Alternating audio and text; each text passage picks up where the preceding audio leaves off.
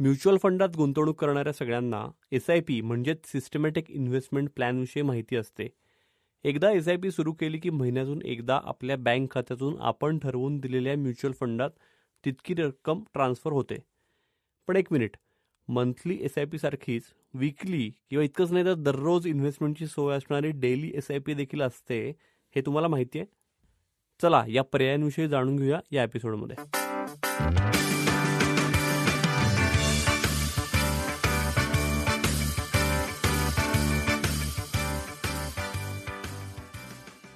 Mutual funds हा विषय केंद्रस्थानी ठेवत भूषण वाणी यांच्यासोबत वेगवेगळ्या गुंतवणूक पर्यायांविषयी फंडा म्युच्युअल फंडाचा या आपल्या पॉडकास्टमध्ये आपण चर्चा करतो. क्रिसेंट या पुण्यातल्या आघाडीच्या म्युच्युअल फंड डिस्ट्रीब्युटर फर्मचे ते संचालक आहेत. हॅलो भूषण. हॅलो निरंजन, कसे आहात? मस्त. आणि हा विषय तुम्ही सुचवलेला आहे डेली SIPचा, आणि मला हा खरोखर माहिती नव्हता. मला असं समज होता की SIP म्हणजे ती मंथलीच असते. हो, कारण काय निरंजन की SIP आता फ्रेम तयार झालेली आहे आणि लोकांच्या मनात SIP आणि म्युच्युअल फंड हे नातं घट्ट बनत चाललेलं आहे. पण आपण डेली SIP करू शकतो किंवा वीकली SIP करू शकतो किंवा त्यातल्या टेक्निकॅलिटीज काय आहेत, तर हा विषय छेडावा असं मला ऑफिसमधून सांगण्यात आलं. कारण रिसेंटलीच आमच्याकडे अशा काही SIP ॲड होताना आम्हाला दिसल्या. तर असा मोठा वर्ग आहे की ज्यांचं डेलीचं उत्पन्न आहे आणि त्यांना त्याचा बेनिफिट हा होईल. म्हणजे आपल्या ह्या पॉडकास्टचा बेनिफिट हा नक्कीच त्यांना व्हावा, याच्यासाठीच मी तुम्हाला सुचवलं की प्लीज आपण डेली SIP हा विषय छेडू शकतो का. परफेक्ट. तर हा विषय खूप युनिक आहे आणि तुम्ही म्हणलात तसं की ज्यांना रोजच्या रोज इन्कम मिळतंय त्यांच्यासाठी या SIPs खरंच खूप महत्त्वाच्या आहेत असं वाटतंय. तर आपण सुरू करूया की मी म्हणलं तसं की SIP म्हणजे महिन्यातून एकदा गुंतवणूक, हे समीकरण पक्क बसलंय. पण वीकली किंवा डेली SIP काय, कशा वर्क होतात नेमका या? सो बेसिकली कसं आहे निरंजन की आपण भारत सोडून म्हणजे इंडिया सोडून बाहेरच्या देशांचा जर विचार केला तर तिथे बऱ्याच ठिकाणी असं बघण्यात येतं की वीकली लोकांना सॅलरी या क्रेडिट केल्या जातात किंवा त्यांचं वीकली इन्कम आहे. तर आता भारतात असा क्लास आहे का किंवा भारतात सॅलरी एम्प्लॉई असे आहेत का, तर फारसे जाणवणार नाहीत. पण भारतात दुकानदार मंडळी असतील म्हणजे शॉपकीपर्स ज्याला आपण म्हणू, किंवा असे व्यावसायिक की ज्यांचं उत्पन्न हे डेली स्वरूपात येतं. ओके, तर अशी सगळी मंडळी की ज्यांना महिन्याच्या गाठी पैसे जमा करणं आणि ते देणं हे थोडंसं जड होतं. याचं कारण त्यांचे रोज पैसे येत असतात आणि रोज जात असतात. म्हणजे एक उदाहरण आपण घेऊयात की एखादा फार्माचा दुकानदार आहे किंवा एखादा ग्रोसरी शॉपवाला आहे. आता ग्रोसरी शॉपवाला किंवा फार्मावाला काय की फार्माकडे रोज वेगवेगळी औषधं होलसेल डिस्ट्रीब्युटर त्याला आणून देतो आणि मग तो कदाचित त्याचं मागच्या दिवशी आलेल्या औषधांचं पेमेंट दुसऱ्या दिवशी करतो. असं त्याचं रेग्युलर रुटीन हे सेट असतं. आणि तुम्ही आणि मी त्या फार्माच्या दुकानात जाऊन समजा 500 रुपयाची औषधं विकत घेतो.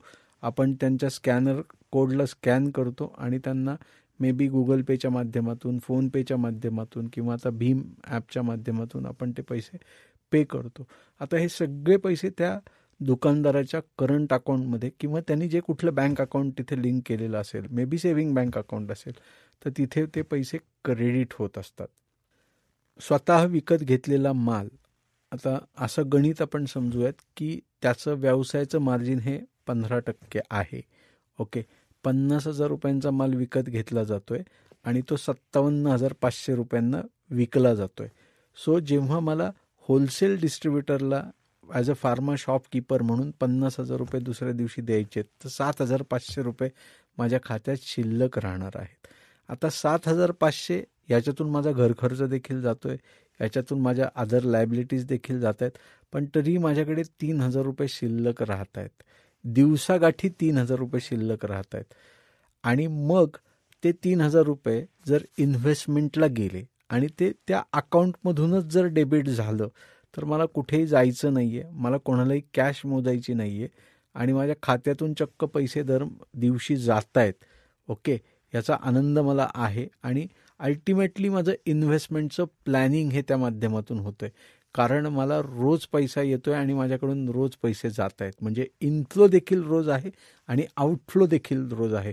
पण याचा बॅलन्स हा मला साधता येतोय, कारण राहिलेल्या पैशांचं, माझ्या मार्जिन मनीचं किंवा माझ्याकडे असणाऱ्या प्रॉफिट मनीचं, मार्जिन मनी म्हणण्यापेक्षा प्रॉफिट जो माझा शिल्लक राहतोय 10%, 15%, 20%, जे काही माझ्या व्यवसायाचं मार्जिन असेल प्रॉफिटचं, तर त्या राहिलेल्या पैशाचं मला नियोजन हे उत्तमरित्या डेली SIPच्या माध्यमातून किंवा वीकली, मी शक्यतो डेली सजेस्ट करेल, कारण शॉपकीपर, दुकानदार, जे आपण 2 उदाहरणं घेतली, ग्रॉसरी शॉप आणि फार्मा शॉप, तर यांना रोजच्या रोज व्यवहाराला लागणारा पैसा आणि ह्यांच्या खात्यात येणारा पैसा, यातली राहिलेले पैसे हे रोज गेलेलेच बरे, ते वीकली जाण्यापेक्षा रोज गेलेले बरे. सो वीकली हा देखील पर्याय उपलब्ध आहे.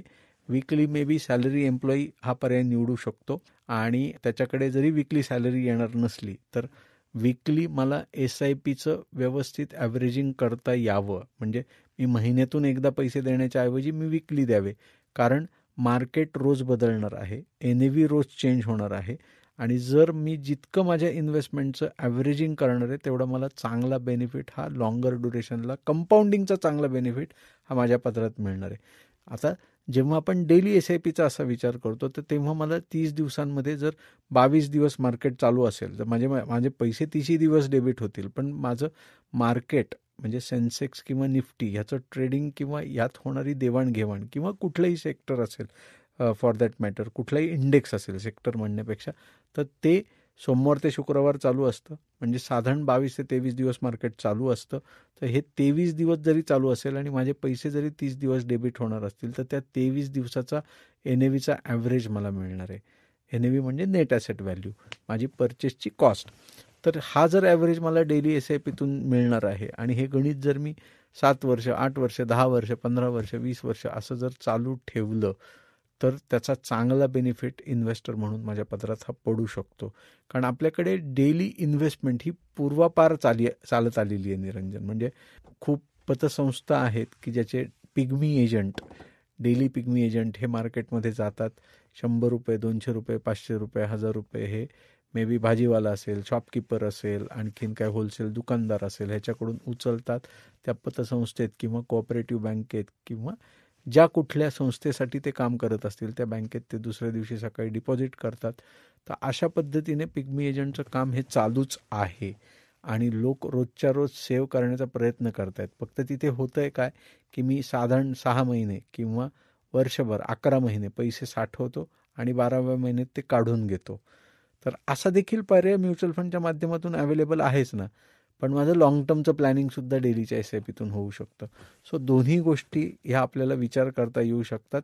जर आपण त्या कॅटेगरीमध्ये असू, आपण दुकानदार असू, आपण शॉपकीपर असू, आपलं डेलीचं उत्पन्न असेल, तर आपण नक्कीच डेली SIPचा विचार करायला हरकत नाही, कारण हा पर्याय उत्तम आहे आणि हा उपलब्ध आहे. अगदीच. फक्त आता प्रश्न हा येतो की डेली SIPचा हा जो तुम्ही पर्याय सांगताय, तर हा ठराविक फंड हाऊसेस येतात का सगळ्याच फंडांमध्ये हा ऑप्शन आज उपलब्ध आहे? सो बेसिकली आत्ता जर विचार केला तर सगळ्याच फंड हाऊसकडे हा ऑप्शन उपलब्ध नाही आहे. हॅव्हिंग सेड दिस, हा ग्रॅज्युअली सगळ्याच फंडांकडे येईल, कारण कॉम्पिटिशनच निरंजन इतकी आहे, आणि हळूहळू डेली SIPची लोक वळत आहेत, लोकांना त्याचं ॲव्हरेजिंगचं महत्त्व पटतं आहे. त्यामुळे मग मी एक कंपनी म्हणून मागे राहू शकत नाही. जरी आज सगळ्या कंपन्या नसल्या तरी ग्रॅज्युअली सगळ्याच कंपन्यांकडे तो ऑप्शन असेल, आणि आत्ता ज्या ज्या कंपन्यांचा अवेलेबल असेल, मे बी HDFCचा असेल, मे बी ॲक्सिसचा असेल, मे बी ICICIचा असेल, मे बी निप्पॉनचा असेल, मे बी UTIचा असेल, तर ह्या कंपन्या देखील चांगल्या आहेत. म्हणजे मी ही नावं घेतली म्हणजे ह्या फंडात इन्व्हेस्टमेंट करा असं काही मी प्रमोट करत नाही आहे. फक्त ह्या ॲसेट मॅनेजमेंट कंपनी आहेत आणि यांच्याकडे उपलब्ध आहेत हे पर्याय, तर त्याचा आपल्याला बेनिफिट हा घेता येऊ शकतो. सो सगळ्याच फंडांमध्ये किंवा सगळ्याच म्युच्युअल फंड कंपनीकडे डेली ऑप्शन अवेलेबल नाही आहे आज मी तिचा विचार करता, पण ग्रॅज्युअली तो अवेलेबल असेल. ओके. तुम्ही काय सजेस्ट कराल किंवा रेकमेंड कराल, कोणत्या प्रकारच्या फंडांमध्ये गुंतवणूक करताना डेली SIPचा विचार करायला हवा, असं काही स्पेसिफिकली फंड वाईज ठरवायला हवा?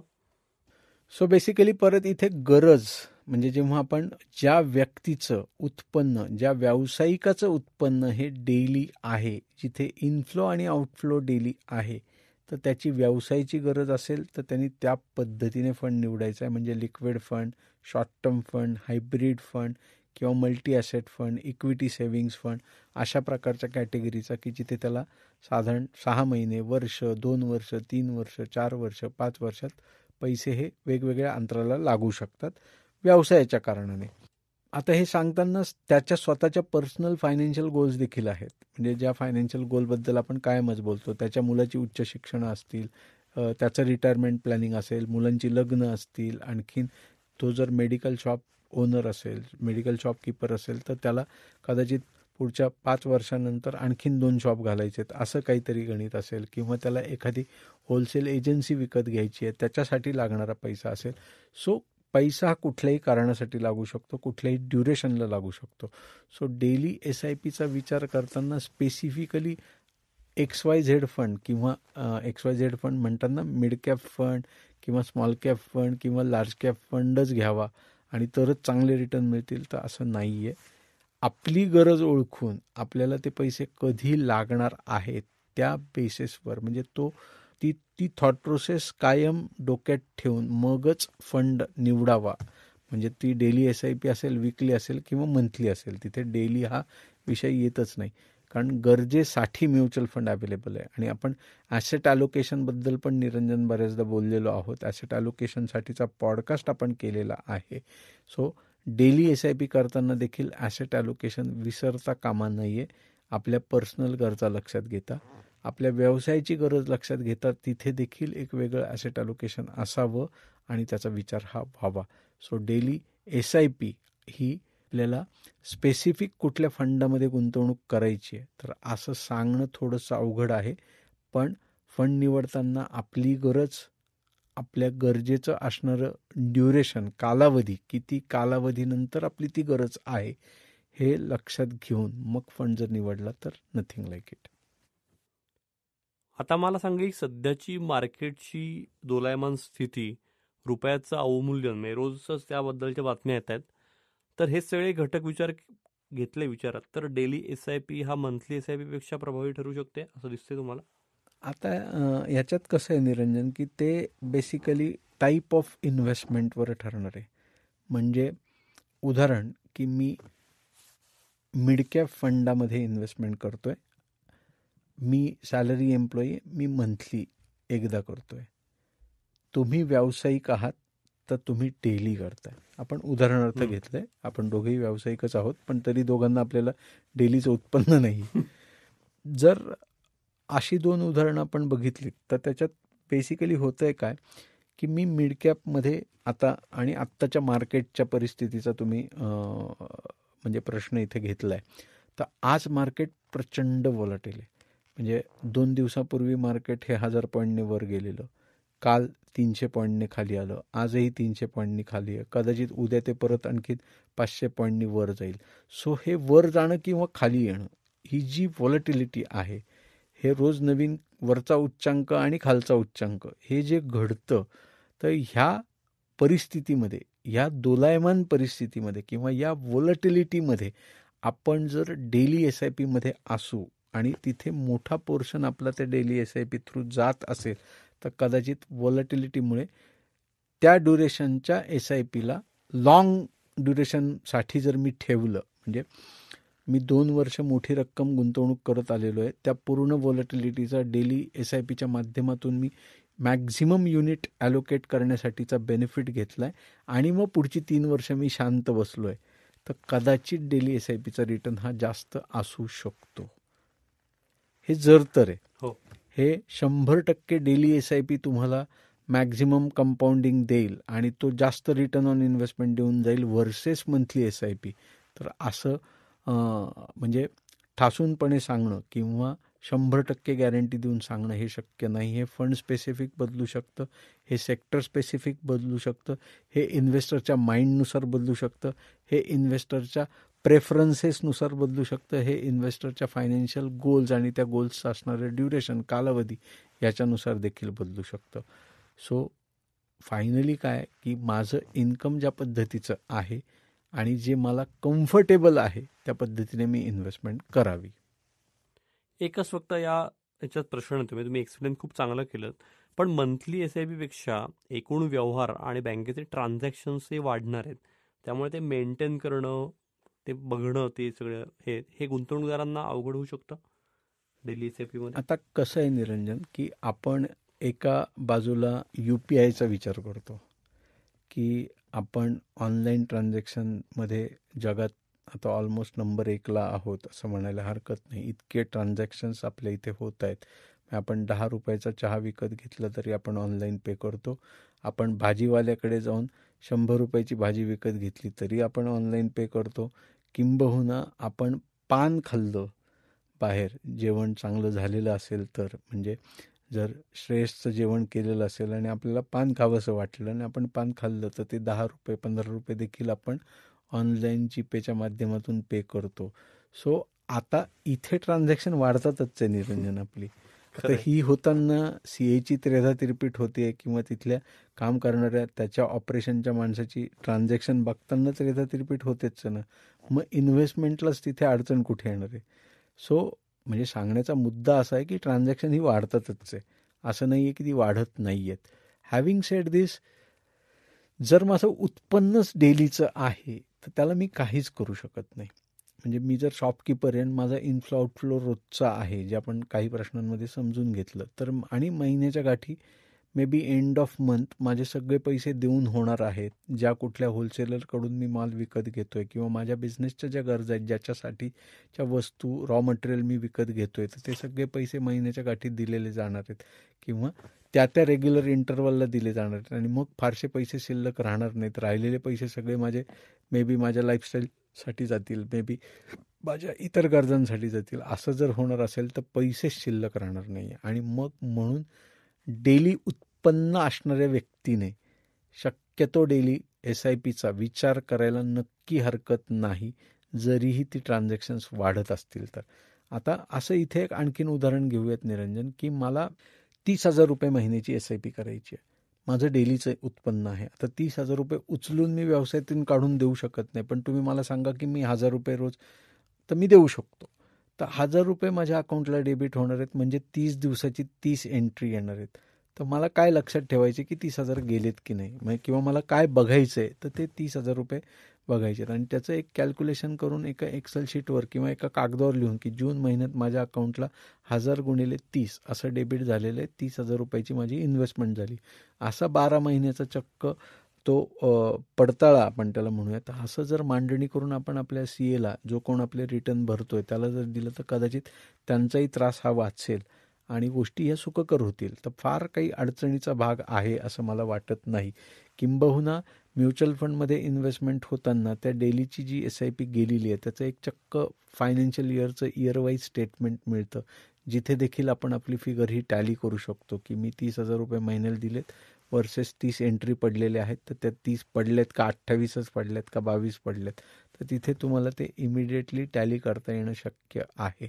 सो थोडंसं काम नक्कीच वाढणार आहे, पण ते त्रासदायक आहे असं नक्कीच नाही. कारण जर माझं उत्पन्न डेलीचं आहे तर मी डेली SIPचा नक्कीच विचार करायला हवा. खरं आहे. म्हणजे तुम्ही म्हटलं तसं UPI ट्रान्झॅक्शन्सनी पण ट्रान्झॅक्शन्स वाढत आहेत. म्हणजे तो खर्चच आहे, एक्सपेंडिचरच आहे. त्यापेक्षा इथे इन्व्हेस्टमेंटनी वाढले तर नथिंग लाईक इट. नाही, दोन्ही गोष्टी होतातच आहेत ना. हो. म्हणजे मग आपण तिथे इन्व्हेस्टमेंटलाच कटकट होते डेलीला आणि असं बरोबर. मग UPIचं ट्रान्झॅक्शन करताना होत नाही. शेवटी आपल्याला हिशोब मांडायलाच लागतो ना. खरं आहे. आणि आपण बजेटबद्दल पॉडकास्ट केलेलाच आहे. आपण 12 लाख उत्पन्न टॅक्स फ्री घेणारच आहोत. सो मग हे सगळं आपल्याला विचार करणं अपेक्षितच आहे. येस. आणखी काही मर्यादांचा विचार थोडासा करायचा म्हणला आपण तर म्हणजे दररोज बँकेत तेवढा बॅलन्स मेंटेन करणं, म्हणजे ती बाउन्स होऊ नये SIPची काळजी घेणं. आणि दुसरं म्हणजे बँकेचं या रोजच्या वाढीव ऑटो डेबिट ट्रान्झॅक्शनसाठी सहकार्य मिळेल का, असा एक प्रश्न पडू शकतो लोकांना. So technology has benefited us as an economy, आणि हे टेक्नॉलॉजीचं युग आहे, हे कालानुरूप सिद्ध होत आलेलं आहे आणि यापुढेही ते होत राहील.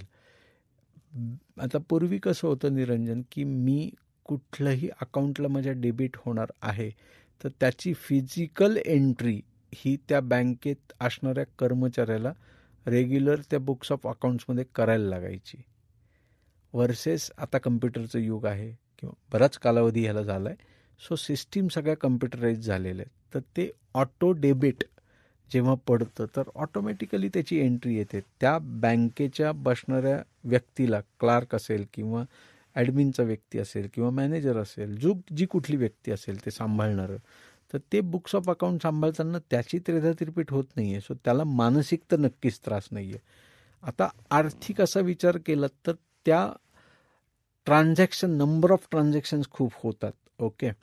तर आता बँक स्पेसिफिक ती बँक ठरवते की बाबा मी निरंजन मेडेकरांना त्यांचं अकाउंटिंग मेंटेन करण्यासाठी कशा पद्धतीने सर्व करतोय किंवा त्याच्यासाठी मला टाईम ड्युरेशन माझ्या एम्प्लॉईचं किती द्यायला लागतंय. ॲट दी सेम टाईम बँकेला निरंजन मेडेकरांचं अकाउंट सांभाळताना कॉस्ट किती पडते याच्या बेसिसवर त्या निरंजन मेडेकरांना अकाउंटला चार्जेस, बँक हँडलिंग चार्जेस किती लावायचे हे ठरणार आहे. एक. दुसरं, तुमचा बँकेशी रॅपो कसा आहे, तुमचं रिलेशनशिप कसं आहे, तुम्ही बँके थ्रू काय काय ट्रान्झॅक्शन करतात, त्याच्यात बँकेला कुठे बेनिफिट होतोय का. म्हणजे तुमचं जर होम लोन असेल किंवा एज्युकेशन लोन असेल, आणखीन तुम्ही FD बँकेत करत असाल, आणखीन तुम्ही बँकेत सोनं गहाण ठेवून सोन्यावर कर्ज घेत असाल किंवा कार लोन घेत असाल, सो बँकेचा कुठे ना कुठेतरी तुम्ही बेनिफिट हा करून देताय.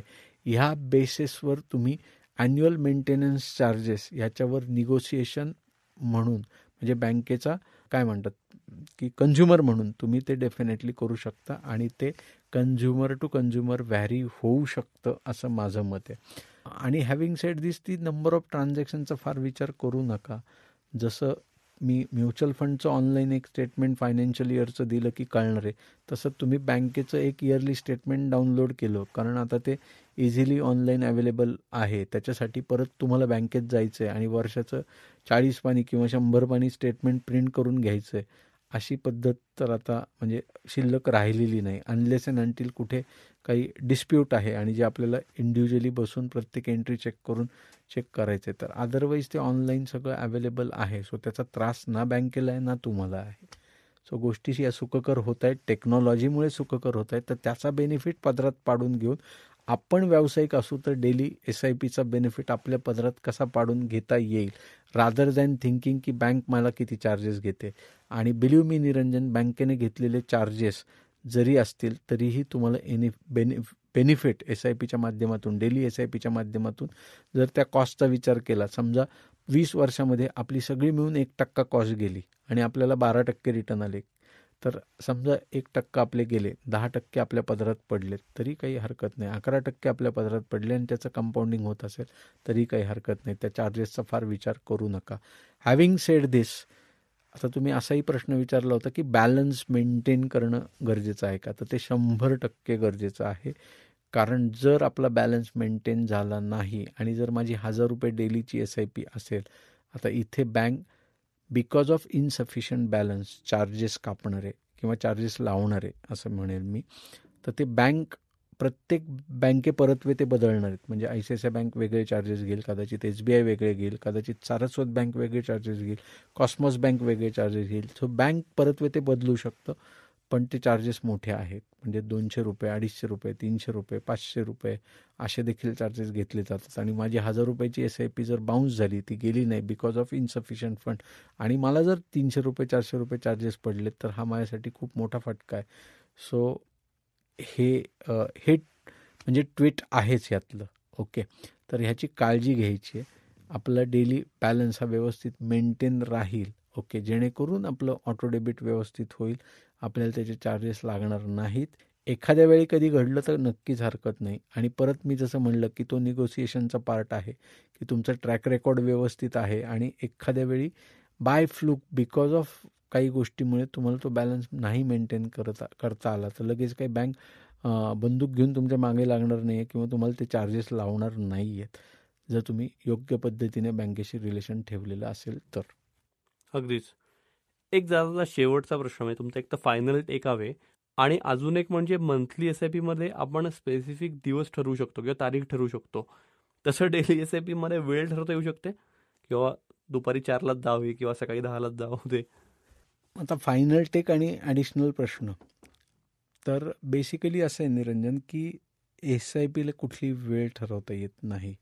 म्हणजे हे काही आपण डायरेक्ट इक्विटीत इन्व्हेस्टमेंट करत नाही की सकाळी मार्केट सुरू झालं आणि 10 वाजून 10 मिनिटांनी HDFC बँकेचा शेअर हा आपल्याला 10% पडताना दिसला की लगेच आपण बाय करतो, त्या प्राईसला आपलं बाईंग झालं. तर तसं म्युच्युअल फंडच्या बाबतीत तरी नक्कीच अजून नाही आहे. काळाच्या ओघात बिकॉज ऑफ टेक्नॉलॉजी येऊ शकतं का, तर ह्याचं उत्तर आज तरी माझ्याकडे नाही आहे. पण मला स्पेसिफिक वेळेत इन्व्हेस्टमेंट नाही करता येत. हा, मी हे नक्कीच करू शकतो की बाबा मला माझी डेली SIP चालू आहे किंवा वीकली चालू आहे, मंथली चालू आहे, whatever. Okay, having said this, मला आज मार्केट पडताना दिसतंय, ओके, आणि मला आजच्याच खरेदी करायची आहे, तर हे शक्य आहे का? त्या दिवसाचा NAV मिळवणं शक्य आहे का? कारण प्रत्येक म्युच्युअल फंडची NAV ही रात्री 8-8:15 दरम्यान डिक्लेअर होते निरंजन, फक्त जर तो ॲक्टिव्ह फंड असेल तर. पॅसिव्ह फंड किंवा ETFs जे ट्रेड होतात त्याची ऑनगोईंग बेसिसवर NAV आहे. सो ते जे तुम्ही म्हणालात की तिथे मला टायमिंग करता येणं शक्य आहे, पण तेही परत की मी म्युच्युअल फंडच्या फॉर्ममध्ये नाही लिहून देऊ शकत की रोज माझा ETFचा फंड आहे आणि 10:25 तो जावा किंवा 2:21 तो जावा, असं काही आपण कुठेही लिहून देऊ शकत नाही. ओके, अजून तरी ती फॅसिलिटी अवेलेबल नाही आहे. तर असं ते आहे. त्यामुळे परंतु हे सगळं सांगताना डेली SIP हा आपण विषयच ह्याच्यासाठी छेडला की कुठलेही छोटे व्यावसायिक असतील, म्हणजे भाजी विकणारे लोक असतील, त्याच्यानंतर म्हणजे रस्त्यावर काम करणारी लोक असतील, दुकानदार असतील, मग ती दुकानदार व्हरायटी ऑफ ग्रोसरी विकणारा असेल, फार्मा असेल, कपड्याचा दुकानदार असेल, कुठलाही व्यावसायिक असेल ज्याचं शॉप आहे आणि ज्याला डेलीचं उत्पन्न आहे, अशी व्यक्ती विचार करू शकते. सो जी लोक त्यांचं उत्पन्न हे डेली स्वरूपातलं आहे, तो भले तो छोटा व्यावसायिक असेल किंवा तो मोठा व्यावसायिक असेल, तर त्याने डेली SIP साठीचा विचार करायला नक्की हरकत नाही असं मला वाटतं. खूप चांगला आणि वेगळा विषय झाला हा. डेली SIP बद्दल माहिती अनेकांना नाही आहे, मलाही नव्हती या एपिसोडपूर्वी, तर यात खूप चांगले टेकअवेज मिळाले आणि त्यामुळेच आपण सगळ्या श्रोत्यांनाही अपील करू की जर तुमचं डेली इन्कम असेल तर डेली SIPचा नक्की विचार हा करा. कारण तुम्ही म्हणलात तसं त्यातला एक फायदा हा आहे की रोज छोटी अमाऊंट जाणं आणि महिन्यातनं एकदा मोठी अमाऊंट जाणं, यात मानसिकदृष्ट्या आपल्याला वाटतं की हा ठीक आहे, रोज बाबा जात आहेत, काय 500-1000 तर नाही, आणि हे पूर्वंपार चालत आलेलं आहे ना. म्हणजे असे खूप नोकरदार वर्ग सुद्धा आहेत निरंजन की ज्यांनी डेली कलेक्शन लावलंय. बरोबर, म्हणजे बँकेतून येणारा माणूस घरी घेऊन जातो किंवा ते बायकोला दिलेले पैसे असतात. म्हणजे इथे आपण होममेकर्सला सोडले निरंजन, राहिलं माझ्या बोलण्यातून की नवऱ्याकडून मिळालेले पैसे हे मी बाबा म्हणजे चांगल्याच कारणासाठी मी मे बी मला दरवर्षी दिवाळीला जो खर्च लागतो त्याच्यासाठीची गुंतवणूक अशा पिग्मी एजंटकडे करते, किंवा मग मी मे बी मला घर घ्यायचं आहे तर त्याच्यासाठीची साठवणूक करायची आहे, तर 3-5 वर्षांसाठी साठवणूक मी त्या पिग्मी एजंट थ्रू करते, किंवा मग मला मुलीच्या लग्नासाठी सोनं जमवायचं आहे, म्हणजे सोनं घ्यायचं आहे, तर त्याच्यासाठीचे पैसे मी साठवणूक करून ठेवते. तर असं बऱ्याच होममेकर्स करतात, गृहिणी करतात. तर मला त्यांनाही विनंती आहे की त्यांनी डेली SIPचा विचार करायला हरकत नाही, जर तुमच्याकडे तसे डेलीच्या स्वरूपात नवऱ्याकडून पैसे येत असतील तर. निश्चितच सगळ्या श्रोत्यांना अपील आहे की हा पॉडकास्ट आवडला असेल तर आमचा चॅनल नक्की लाईक करा, सबस्क्राईब करा आणि तुमच्या सगळ्या फ्रेंड सर्कलमध्ये नातेवाईकांनाही नक्की याची लिंक ही शेअर करा. याशिवाय जर तुम्हाला काही शंका असतील, काही प्रश्न असतील तर तुम्ही क्रिसेंटला नक्की संपर्क साधू शकता. त्यांचा नंबर प्लीज नोट डाऊन करून घ्या. नंबर आहे 9764125533. मी नंबर परत रिपीट करतो, 9764125533. याशिवाय तुम्ही crescentmfd.com यांच्या वेबसाईटलाही भेट देऊ शकता. हा पॉडकास्ट तुम्ही Spotify, Apple podcast, Jio Saavn, गाना, ॲमेझॉन म्युझिक, गुगल पॉडकास्ट यासह क्रिसेंटच्या यूट्यूब चॅनलवरही मोफत ऐकू शकता. आत्ता आपण ऐकलात भूषण वाणी आणि निरंजन मेढेकर यांच्या आवाजात फंडा म्युच्युअल फंडाचा हा पॉडकास्ट.